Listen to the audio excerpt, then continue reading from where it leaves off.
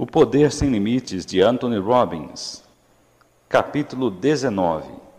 As 5 chaves para a prosperidade e felicidade. O homem não é criação das circunstâncias. As circunstâncias é que são uma criação dos homens. Benjamin Disraeli. Você tem agora os recursos para se responsabilizar por sua vida. Tem capacidade para formar representações interiores e produzir os estados que levam ao sucesso e poder. Ter a capacidade, porém, nem sempre é o mesmo que usá-la. Há certas experiências que, vez por outra, põem as pessoas em estados pobres de recursos. Há curvas nas estradas, corredeiras nos rios, pessoas traídas. Há experiências que consistentemente evitam que as pessoas sejam tudo o que poderiam ser. Neste capítulo, quero lhes dar um mapa mostrando onde estão os perigos e o que você precisa saber para superá-los. Eu as chamo de as 5 chaves da prosperidade e felicidade. Se você for usar todas as habilidades que tem agora, se você for tudo o que pode ser, vai ter de entender essas chaves. Toda pessoa que é sucesso, mais cedo ou mais tarde, tem de entendê-las. Se você as entender, se puder usá-las consistentemente, sua vida será um sucesso indômito. Tempos atrás eu estava em Boston. Uma noite depois do seminário fui dar uma volta em Copley Square. Estava reparando nas construções que vão de modernos arranha-céus até estruturas tão antigas como a América. Reparei um homem oscilando para frente e para trás, vindo em minha direção. Seu aspecto era de quem estava dormindo nas ruas há semanas. Recendia álcool e parecia que não fazia barba há meses. Imaginei que se aproximaria e pediria dinheiro. Bem, assim você pensa, assim você atrai. Ele aproximou-se e pediu: Senhor, poderia me emprestar 25 centavos? Primeiro perguntei-me se eu queria recompensar seu comportamento. Então disse a mim mesmo que não queria que ele sofresse. De qualquer forma, 25 centavos não ia fazer muita diferença.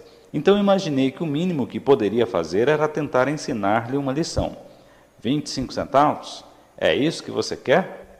Ele disse: só 25 centavos. Assim procurei em meu bolso, tirei uma moeda e falei: a vida pagará qualquer preço que você pedir. O camarada olhou espantado e então afastou-se cambaleando. Enquanto o via afastar-se, eu pensava sobre as diferenças entre aqueles que são bem-sucedidos e os que falham. Pensei: qual é a diferença entre ele e eu? Por que minha vida é tão feliz que posso fazer o que quiser, quando quiser, onde quiser, com quem eu quiser, tanto quanto eu queria? Ele deve ter uns 60 anos e mora na rua pedindo moedas. Deus desceu do céu e disse: Robbins, você foi bom, você vai viver a vida que sonhou? Não foi nada disso. Alguém me deu recursos superiores ou vantagens? Não creio. Eu estava num estado quase tão ruim como o dele, apesar de não ter tomado nada de álcool ou dormido na rua. Penso que parte da diferença é a resposta que lhe dei, que a vida lhe pagará aquilo que pedir. Peça uma moeda e é o que receberá. Peça alegria retumbante ou sucesso e conseguirá isso também. Tudo o que estudei convenceu-me de que se você aprender a dirigir seus estados e comportamentos, você pode mudar qualquer coisa. Você pode aprender a pedir da vida e pode ter certeza que conseguirá. Nos meses seguintes, encontrei mais pessoas nas ruas e perguntei-lhes sobre suas vidas e como chegaram lá. Comecei a descobrir desafios em comum. A diferença era como os controlamos. Qualquer espécie de palavra que você disser, a mesma você ouvirá. Provérbio grego. Deixe-me compartilhar com você 5 coisas para usar como sinais na estrada do sucesso. Não há nada profundo ou obscuro a respeito delas, mas elas são absolutamente cruciais. Se você dominá-las, não há limite para o que queira fazer. Se não usá-las, você já colocou limites na altura que pode ir. Pensamentos afirmativos e positivos são um começo, mas eles não são a resposta completa. Afirmação sem disciplina é o começo da desilusão. Afirmação com disciplina cria milagres. Aqui está a primeira chave para a criação da prosperidade e felicidade. Você deve aprender como controlar a frustração. Se quiser tornar-se tudo o que você pode se tornar, fazer tudo o que você pode fazer, ouvir tudo o que pode ouvir, ver tudo o que pode ver, você tem de aprender a lidar com a frustração. Ela pode matar sonhos. Acontece a toda hora. A frustração pode mudar uma atitude positiva em negativa, um estado fortalecedor num decadente. A pior coisa que uma atitude negativa faz é destruir a autodisciplina, e quando essa disciplina vai-se, os resultados que deseja também se vão. Assim, para assegurar sucesso duradouro, você deve aprender como disciplinar sua frustração. Deixe-me contar-lhe uma coisa: a chave do sucesso está na frustração maciça. Olhe para quase todos os grandes sucessos e descobrirá que houve muita frustração pelo caminho. Qualquer pessoa que lhe diga outra coisa não sabe nada sobre realização. Há duas espécies de pessoas: aquelas que controlam as frustrações e aquelas que gostariam de controlá-las. Há uma pequena companhia chamada Federal Express. Um sujeito chamado Fred Smith começou a firma e construiu um negócio de muitos milhões de dólares a partir de montes de frustrações. Quando começou a empresa, após tê-la financiado com cada centavo que tinha, ele esperava entregar aproximadamente 150 encomendas. Em vez disso, ele entregou 16, 5 das quais eram para a casa de um dos empregados. As coisas então pioraram. Periodicamente, os empregados descontavam seus cheques com agiotas, porque não havia fundos para cobri-los.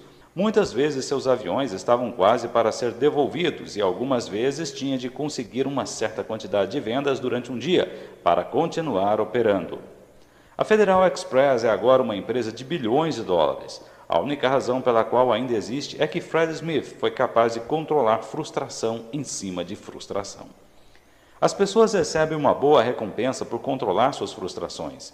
Se você faliu, provavelmente é porque não estava controlando muito as frustrações. Você diz: bem, estou falido, por isso que estou frustrado. Dizer isto é um retrocesso. Se você tivesse controlado mais frustrações, você já seria rico. A grande diferença entre pessoas que estão seguras financeiramente e pessoas que não estão é como controlam suas frustrações. Eu não sou bastante calejado para sugerir que pobreza não tenha grandes frustrações. Estou dizendo que a maneira de não ser pobre é enfrentar frustração após frustração, até ser bem-sucedido. As pessoas dizem: bem, gente com dinheiro não tem problemas. Se tem bastante, provavelmente tem mais problemas. Acontece que elas sabem como enfrentá-los, como elaborar novas estratégias e novas alternativas. Lembre-se, ser rico não é só uma questão de ter dinheiro. Um relacionamento excelente proporciona problemas e desafios. Se você não quer problemas, não deve ter um relacionamento. Há grandes frustrações na estrada de qualquer grande sucesso, nos negócios, no relacionamento e na vida. A maior dádiva que o Optimum Performance Technology nos proporciona é que nos ensina como controlar as frustrações de maneira efetiva. Você pode pegar as coisas que costumavam frustrá-lo e programá-las para que o excitem. Instrumentos como a PNL não são só o pensamento positivo. O problema com o pensamento positivo é que você tem de pensar sobre ele e muitas vezes já é muito tarde para fazer o que queria. O que a PNL oferece é uma maneira de transformar tensão em oportunidade. Você já sabe como pegar as imagens que antes o deprimiam e fazê-las enfraquecer e desaparecer ou mudá-las em imagens que lhe tragam êxtase. Não é difícil de fazer, você já sabe como é. Aqui está uma fórmula em 2 passos para controlar a tensão. Passo 1, não sofra por pequenas coisas. Passo 2, lembre-se, são só pequenas coisas. Todas as pessoas bem-sucedidas aprenderam que o sucesso está escondido no outro lado da frustração. Infelizmente, algumas pessoas não chegam ao outro lado. Pessoas que falham ao tentar alcançar suas metas geralmente são detidas pela frustração. Elas permitem que a frustração os impeça de tomarem as medidas necessárias que as apoiaram na realização de seus desejos. Você afasta essa pedra da estrada, abrindo caminho através da frustração, pondo cada revés com o qual possa aprender como feedback e seguir em frente. Duvido que encontre muitas pessoas de sucesso que não tenham passado por isso. Aqui está a segunda chave. Você deve aprender a controlar a rejeição. Quando repito isso num seminário, posso sentir que a fisiologia na sala muda. Há alguma coisa na linguagem humana que fira mais do que a pequenina palavra não. Se você trabalha em vendas, qual é a diferença entre fazer 100 mil dólares e fazer 25 mil dólares? A primeira diferença é aprender como controlar a rejeição, de modo que esse medo não mais o impeça de agir. Os melhores vendedores são aqueles que são os mais rejeitados, são aqueles que podem pegar qualquer não e usá-lo como estímulo para tentar o próximo sim. O maior desafio para as pessoas de nossa cultura é que elas não podem controlar a palavra não. Lembra-se da pergunta que fiz antes? O que você faria se soubesse que não pode falhar? Pense sobre isso agora.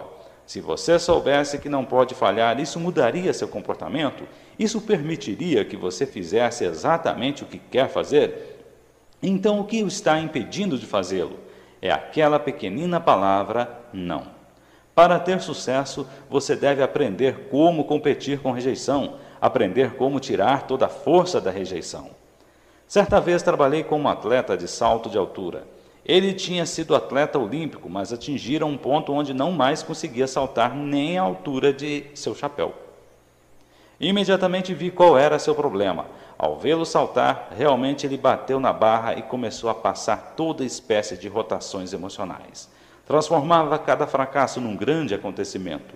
Chamei-o e lhe disse que nunca fizesse aquilo outra vez se quisesse trabalhar comigo. Ele guardava a coisa toda como um fracasso. Enviava para seu cérebro uma mensagem que reforçava a imagem de fracasso. E assim, lá estava ela cada vez que saltava. Cada vez que ele saltava, seu cérebro estava mais preocupado com o fracasso do que em estar num estado rico de recursos que traria o sucesso. Disse-lhe que se batesse na barra outra vez, deveria dizer para si mesmo: ah, outra distração, e não, droga, outro fracasso.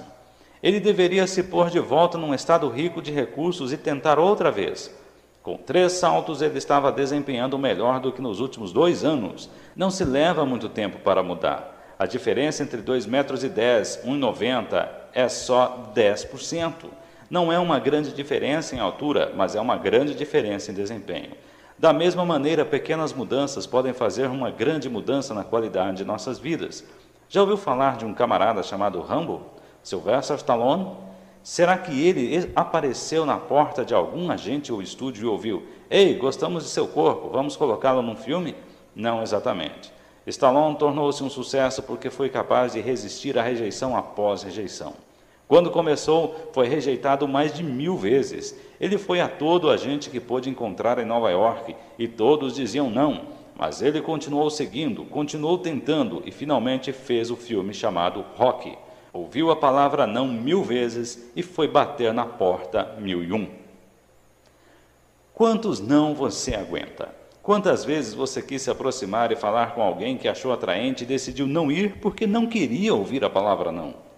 Quantos de vocês decidiram não tentar um emprego ou fazer uma visita de vendas ou teste para um papel porque não queriam ser rejeitados? Pense como isso é loucura. Pense em como está criando limitações por causa de seu medo dessa pequena palavra de 3 letras. A palavra em si não tem poder. Ela não pode cortar sua pele ou absorver sua força. Seu poder vem da maneira como você a representa para si. Seu poder vem das limitações que ela faz você criar. E o que os pensamentos limitados criam? Vidas limitadas. Assim, quando você aprende a dirigir seu cérebro, você aprende a controlar a rejeição. Você pode até ancorar-se a fim de que a palavra não mude. Você pode pegar qualquer rejeição e transformá-la em oportunidade. Se você trabalha em vendas por telefone, pode ancorar-se na forma de que simplesmente ao pegar o telefone se ponha em êxtase, mais do que faça surgir o medo de rejeição.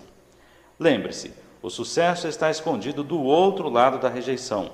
Não há sucessos reais sem rejeição. Quanto mais rejeição receber, melhor você fica, mais você aprende e mais próximo de seu objetivo você estará. A próxima vez que alguém rejeitá-lo, você deve dar-lhe um abraço. Isso mudará a fisiologia dele. Transforme os não em abraços. Se você puder controlar a rejeição, aprenderá a conseguir tudo o que quiser. Aqui está a terceira chave para a prosperidade e felicidade. Você deve aprender a controlar a pressão financeira. A única maneira de não ter pressão financeira é não ter nenhuma finança. Há várias espécies de pressão financeira e elas destruirão você. Elas podem criar ganância, inveja, falsidades ou paranoia. Elas podem roubá-lo de sua sensibilidade ou roubá-lo de seus amigos. Agora lembre-se, eu disse que elas podem e não que elas farão isso. Controlar a pressão financeira significa saber como conseguir e como dar, saber como ganhar e como economizar. A princípio, quando comecei a ganhar dinheiro, passei o inferno por isso. Meus amigos me repudiavam.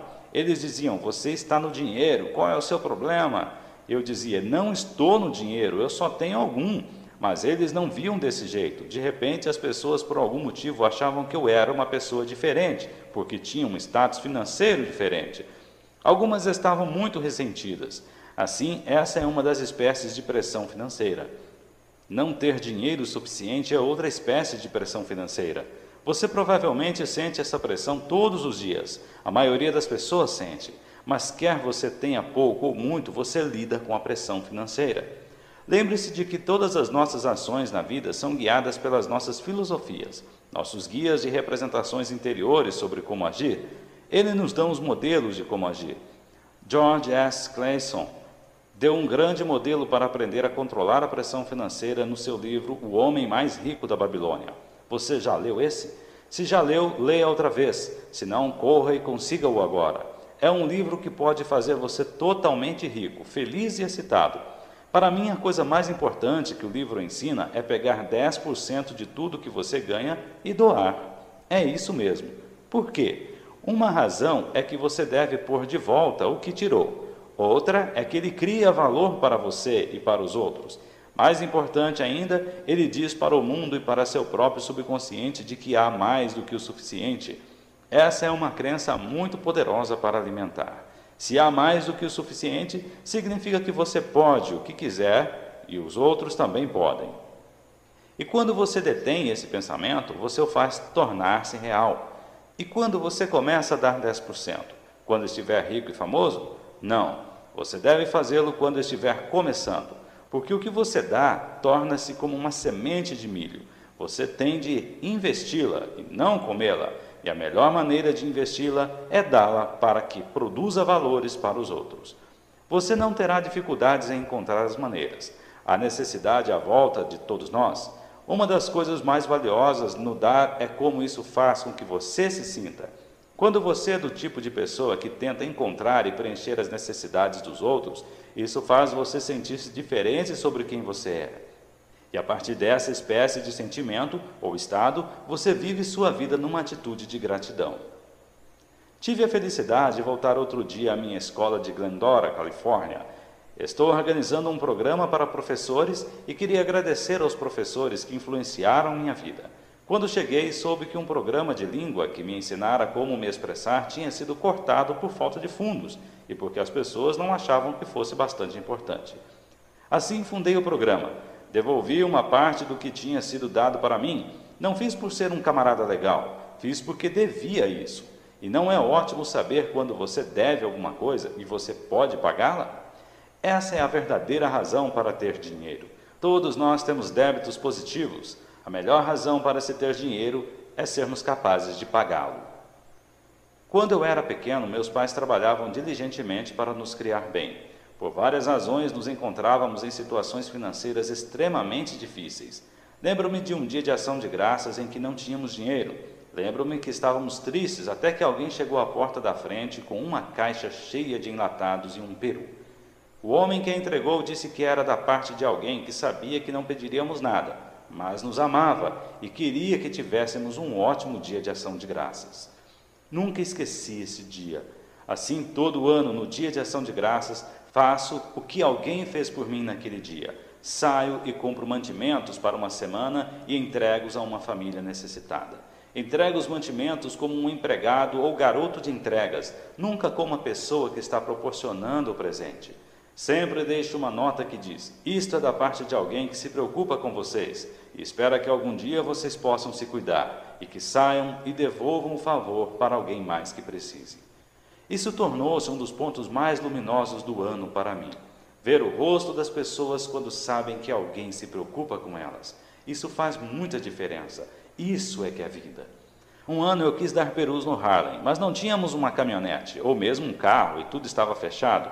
Minha equipe disse: esqueçamos isso este ano. E eu retruquei: não, de jeito nenhum, eu vou. Eles perguntaram: como você vai fazer isso? Você nem ao menos tem uma caminhonete para fazer as entregas. Disse que havia inúmeras caminhonetes na rua, nós só precisaríamos encontrar uma que nos levasse.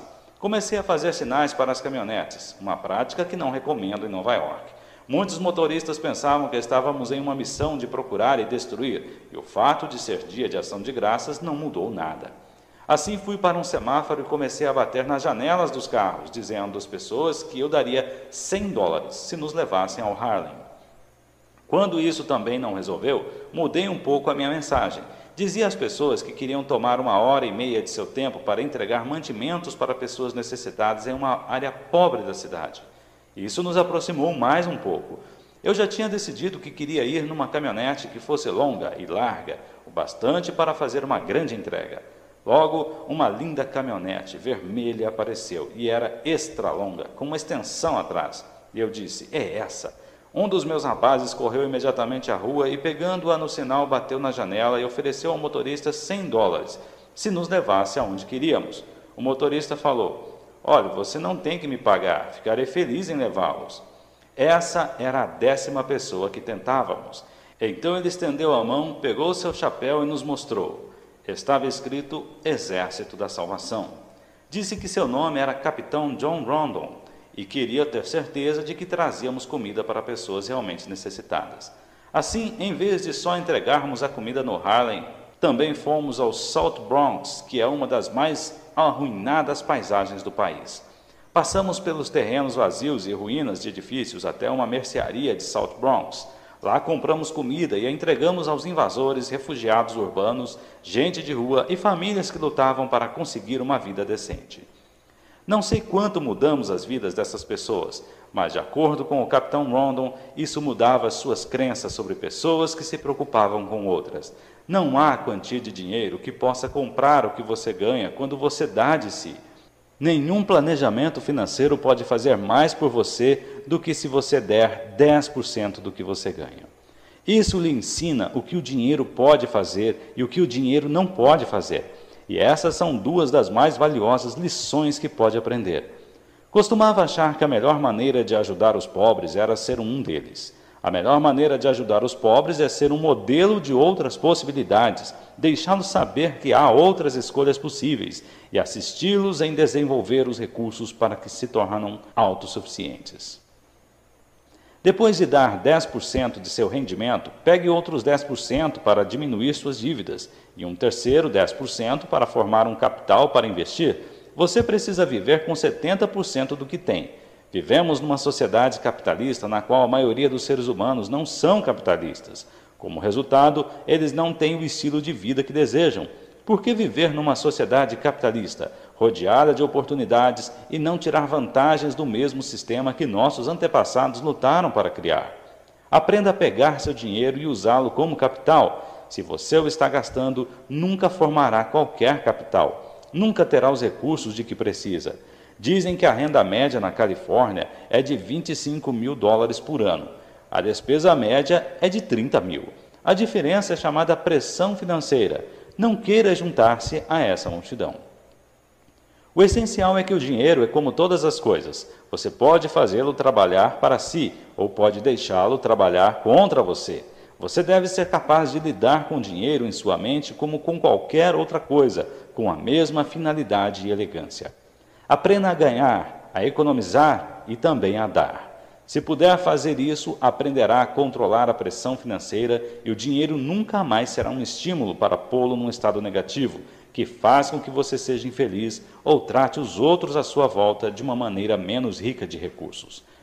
Quando dominar as primeiras 3 chaves, começará a sentir a vida como um imenso sucesso. Se você puder controlar a frustração, a rejeição e a pressão financeira, não há limites para o que possa fazer.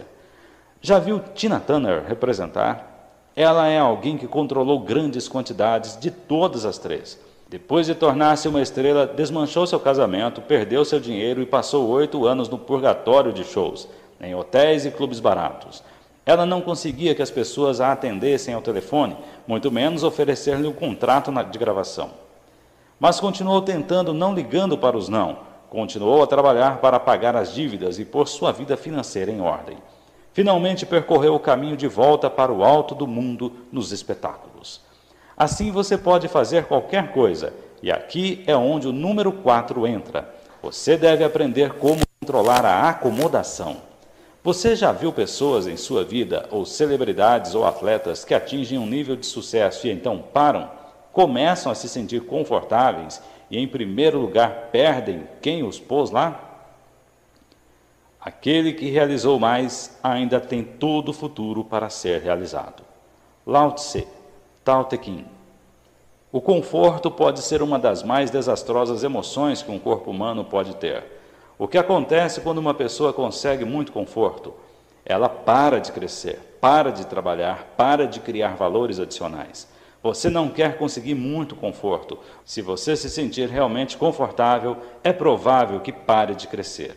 O que disse Bob Dylan? Aquele que não deu trabalho para nascer, dá trabalho para morrer. Você ou está subindo ou está escorregando. Perguntaram certa vez a Ray Kroc, o fundador do McDonald's, qual seria seu conselho para quem quisesse garantir uma longa vida de sucesso. Ele disse para simplesmente lembrarem-se disso. Quando você está verde, você cresce. Quando você amadurece, você apodrece. Enquanto você permanecer verde, você cresce. Você pode pegar qualquer experiência e torná-la uma oportunidade para crescer, ou pode pegá-la e torná-la um convite para decair. Você pode encarar a aposentadoria como o começo de uma vida mais rica, ou pode vê-la como o fim de sua vida de trabalho. Você pode ver o sucesso como trampolim para coisas maiores, ou pode encará-lo como um lugar de descanso. E se for um lugar de descanso, é provável que não o manterá por muito tempo. Uma espécie de acomodação ou complacência vem da comparação. Eu costumava pensar que estava indo bem, porque estava indo bem comparado com pessoas que eu conhecia. Esse é um dos maiores enganos que você pode fazer. Talvez só signifique que seus amigos não estão indo muito bem.